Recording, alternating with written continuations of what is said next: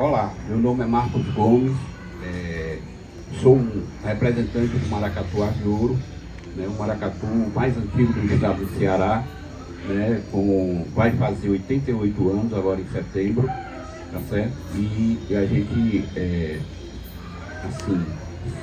sente essa necessidade de falar um pouco dessa história, né, da própria história do próprio maracatu, do negrume, porque ele faz parte de uma história que o próprio fundador, Raimundo Alves Feitosa, o Raimundo Boca Aberta, né, fez com que esse maracatu se tornasse uma manifestação cultural, né, de uma representatividade negra, tá certo, do Ceará. Porque depois de muitos anos, de muitas décadas, né, e muitos dizem que não existiu escravo no Ceará, mas existiu sim, e isso é comprovado, né? Houve também essa disponibilidade do que aconteceu e o que não aconteceu. Porque o Ceará, por exemplo, foi o primeiro do Brasil a libertar seus escravos, que foi em Redenção.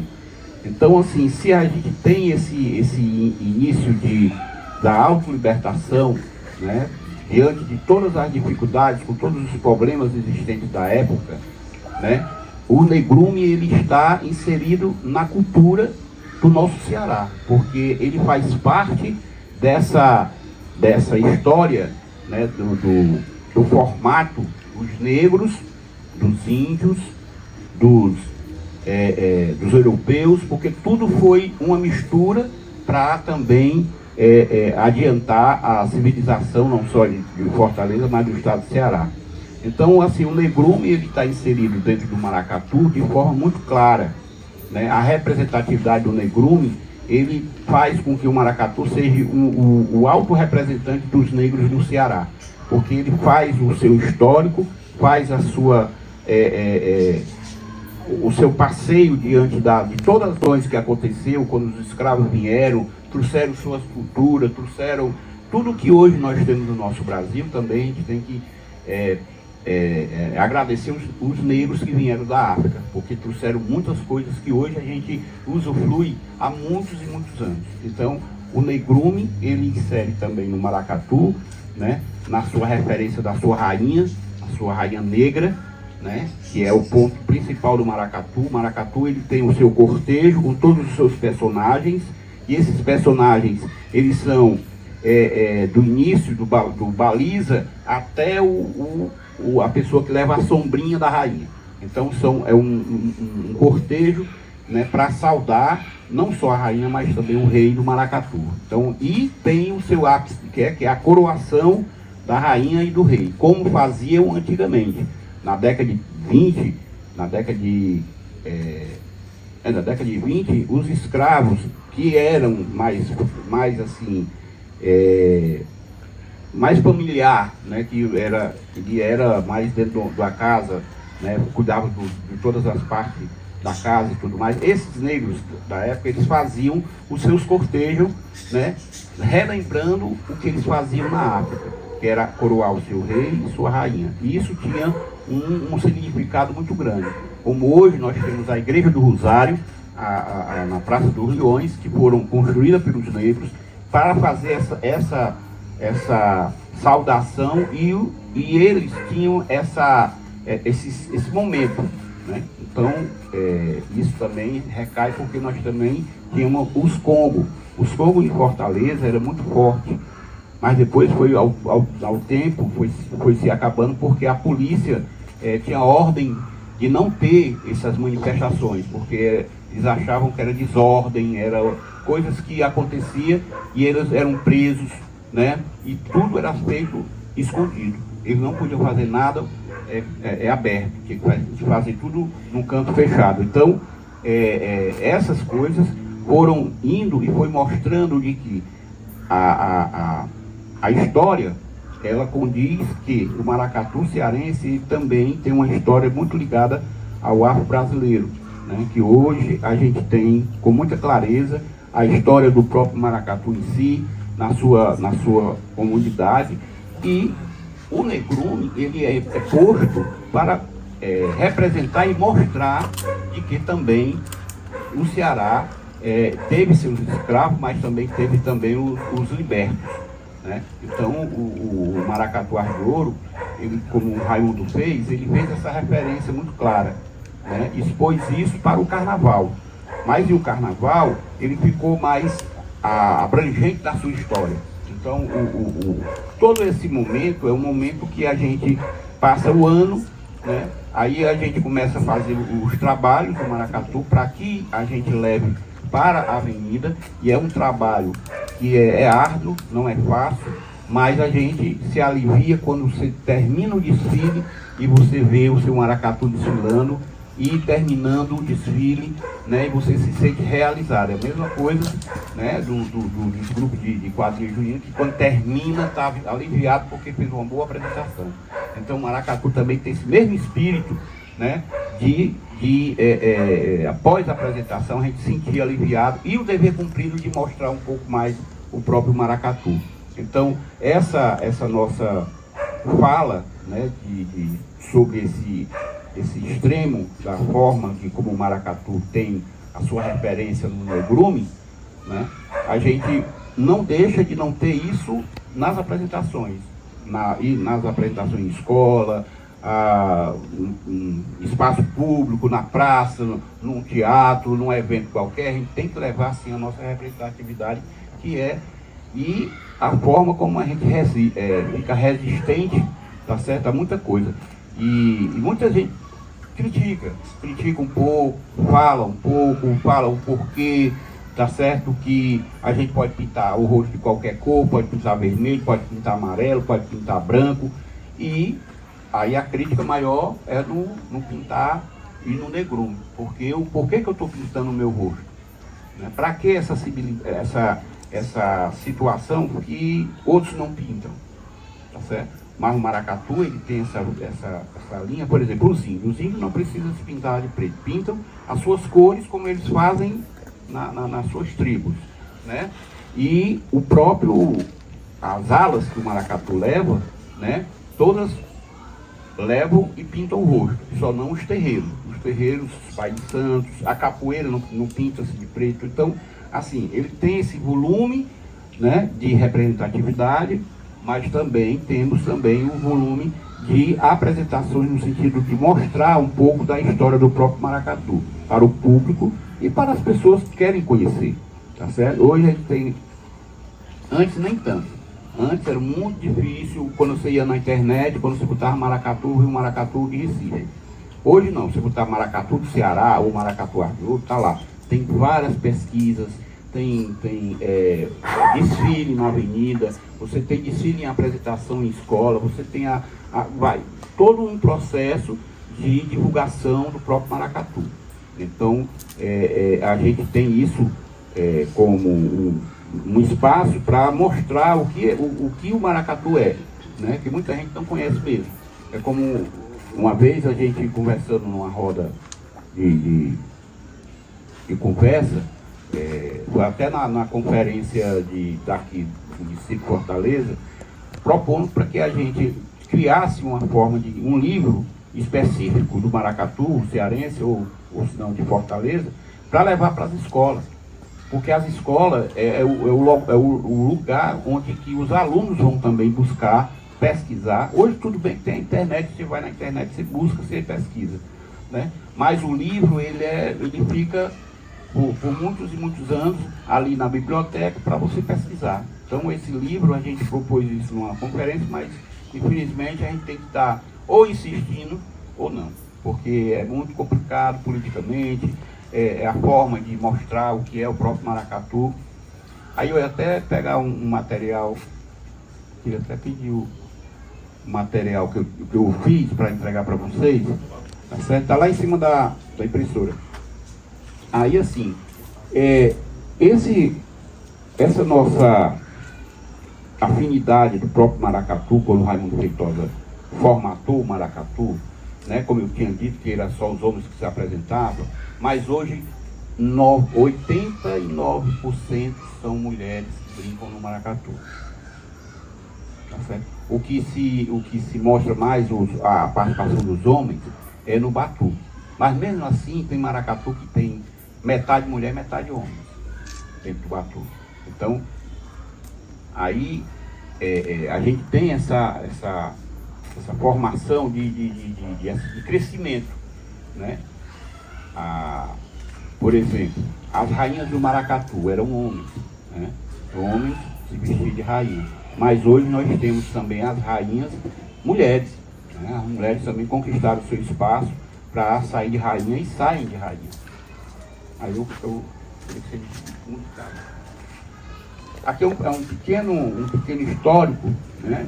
Também do maracatu, né? Do nosso acervo, aí vocês levarem de lembrança. Aí assim, o próprio maracatu em si, ele foi muito assim, quando o Raimundo Feitosa faleceu e passou para o mestre Juca do Balaio, o mestre Juca também deu continuidade a essa questão do negrume, porque o negrume, ele busca isso de forma muito clara, porque nós do maracatu, a gente vivenciamos, né, muitas coisas dentro da sua história. E muito assim, em si, né? E aí, quando a gente percebe, né, que tudo isso está tendo um crescimento, para nós é maravilhoso, porque a gente sabe que o maracatu não vai morrer. Porque todo mundo, antigamente, achava que o maracatu ia se acabar, não ia ter mais maracatu. Mas isso é uma coisa do passado, porque hoje os maracatus, eles têm as suas limitações, né, de cultural, tá certo? E aí a gente também espera muito, né, que todos os maracatus em si, a gente tenha essa própria iniciativa, né, no caso do interior do seu município, né, fazer essa mesma relação, fazer esse mesmo papel de divulgar e mostrar o que é o próprio maracatu em si, porque cada um tem a sua individualidade, cada um tem a sua proposta. Tá certo, é maracatu? Mas tem que ter um quê, por que o maracatu? Qual foi a origem, como foi que se criou, né? Como o Raimundo Alves Feitosa, ele reuniu os irmãos e os amigos e formaram o maracatu com 45 pessoas. Quer dizer, eles tiveram essa iniciativa. E olha que eles começaram do zero, não tinham muita coisa. Era só mesmo uma coisa simples, mesmo simples, né? Para não ter aquela coisa de dizer que não sairia no carnaval. E era só o único maracatu. Era um maracatu só. E era chamado de bloco de maracatu. Porque o carnaval de Fortaleza era só com blocos, não tinha outra coisa. Era bloco, escola de samba. E teve o maracatu em 1936, fundado, e em 1937 ele foi para a Avenida convidado. Então, o negrume, ele deu continuidade quando o Raimundo Feitosa levou isso de forma muito clara, né? E aí, assim, essa relação de todas as histórias do afro brasileiro com a cultura do próprio maracatu em si, ele traz isso de forma mais clara, tá certo? Porque assim, a gente tem um maracatu que fez palestra dizendo para não ter obrigatoriedade de pintar o rosto, certo? É muito amigo meu, gosto muito dele, mas ele estava fazendo palestra para dizer que o maracatu não é obrigado a estar com cara preta, tá certo? Mas isso é informação? Agora é uma forma dele se expressar e dizer que cada um tem uma opção, tá certo? Mas aí a opção, ela não prevaleceu o tradicional, prevaleceu como diz o contemporâneo, quer dizer, hoje tudo tem que ter uma forma da sua essência. Por exemplo, o maracatu, ele por si, ele é uma história, mas aí nós temos que ter um tema para levar para o carnaval. Precisa ter um tema, precisa criar um tema, precisa criar uma loa nova, precisa criar o figurino, tudo isso faz parte da existência. Como também, eu falo e bato também, que é a parte da parte cultural, que é o meu junino também. Também é muito parecido nesse formato. Mas o que a gente tem é o que a gente pensa em levar um pouco dessa história, né, para o público, porque a nossa preocupação é o público entender que nós somos uma manifestação cultural, tradicional, e faz com que a história não fique no esquecimento. A história do passado, dos negros, dos índios, também não fique esquecido. Por isso que a gente tem esse apego, né, da forma mais segura do que a gente faz. Porque todos nós que fazemos parte dos maracatus, no caso do Maracatu Ar de Ouro, como tem os outros maracatus, né, como foi colocado Maracatu Nação Iracema, Maracatu Voz da África, Rei de Paus, que é o maracatu depois do Ar de Ouro mais velho, que também é tesouro vivo do estado do Ceará, tá certo? E como também o Voz também agora também é tesouro vivo do estado, mas só que ele entrou como coletividade, não entrou como grupo, né? Mas é tesouro vivo do estado do Ceará. E a gente sabe que não, quando eu tentei e montei e juntei tudo que o Ar de Ouro tinha para se tornar tesouro vivo do estado, eu sempre pensei, é a continuidade uns dizem falso negrume, mas não é falso negrume, é negrume na sua limitação que ele tem até o seu momento, que é a sua apresentação, né? Porque muitos diziam que era o falso negrume, porque o falso negrume é uma coisa que é falso. Se eu estou dentro do maracatu, que o maracatu leva todo o seu cortejo, como é que eu vou dizer que aquilo é falso? Não é. Aí hoje a gente tenta tirar esse nome falso e ter o negrume como espelho da história do próprio maracatu cearense. A história do maracatu que leva um pouco da história do negro, da sua saudade da sua África, a saudade de onde veio, a saudade de seus familiares e como eles foram tratados aqui no Ceará, como escravo, como foi tratado em outros estados, né, vizinhos como Pernambuco, Bahia, Rio de Janeiro.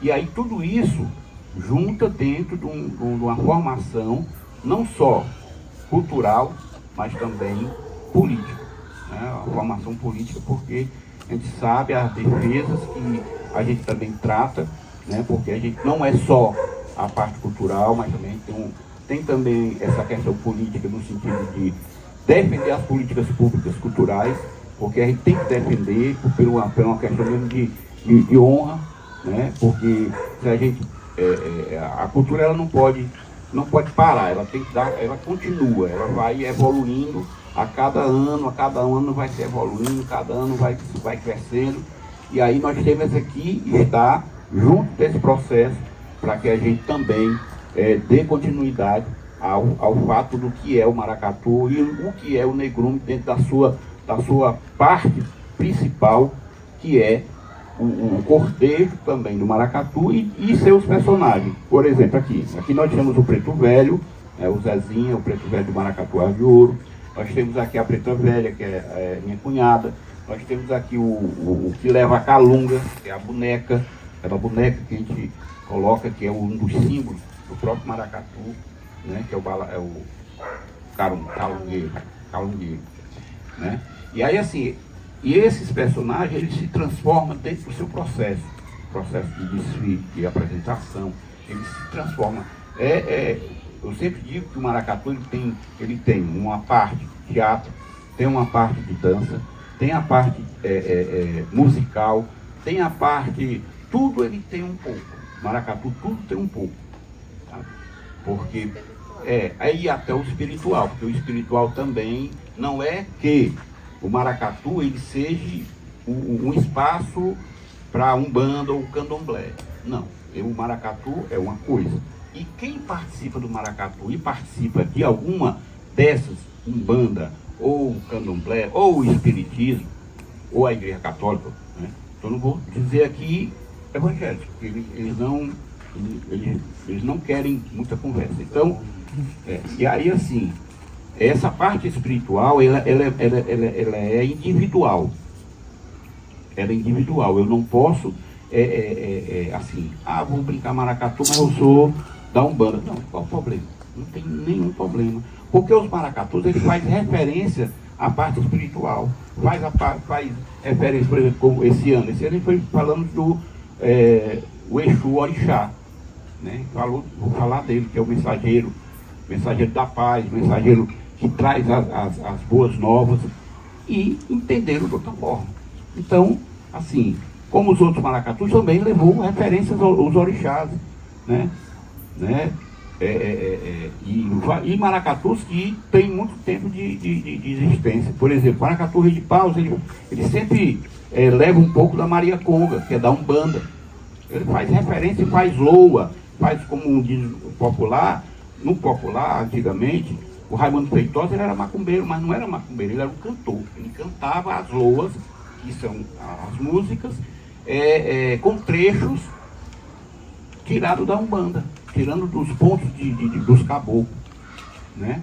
E aí, assim, com isso, essa parte espiritual, ela não entrou para o carnaval, ela ficou um pouco fora, mas o maracatu foi para dentro do carnaval. Quer dizer, de religioso ele passou para profano. Então, assim, é diferente do Recife, porque do Recife ele tem que sair de dentro, tem um ritual, tem um negócio todo planejado para o maracatu sair para a rua. A mesma coisa o afoxé. O afoxé também precisa sair de dentro de uma casa para se apresentar fora, porque também tem um ritual dentro desse processo. Né? Os afoxés daqui são, quem é responsável são pais de santos, né? São pai de santo, como aqui nós temos aqui o pai André, que ele é pai de santo de Candomblé, e é nosso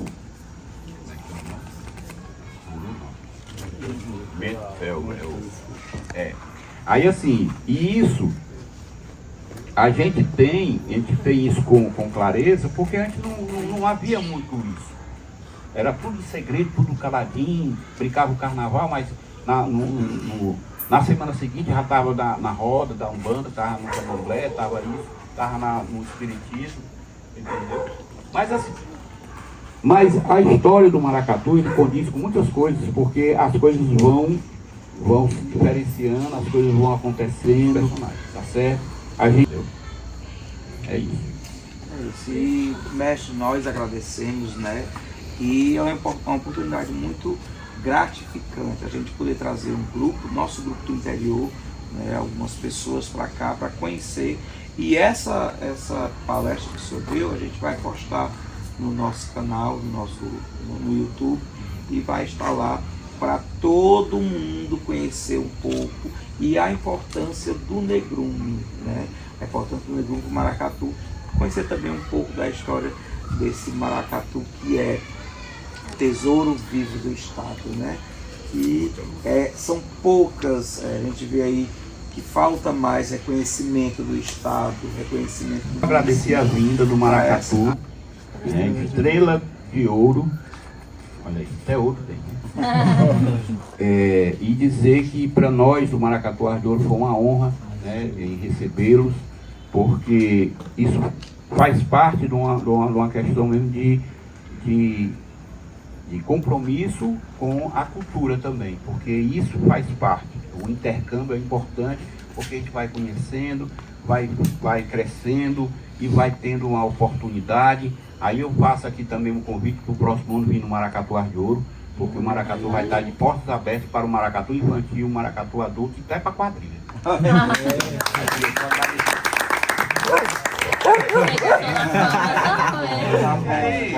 Atrapalhou o som. Ninguém vai mais. Pronto.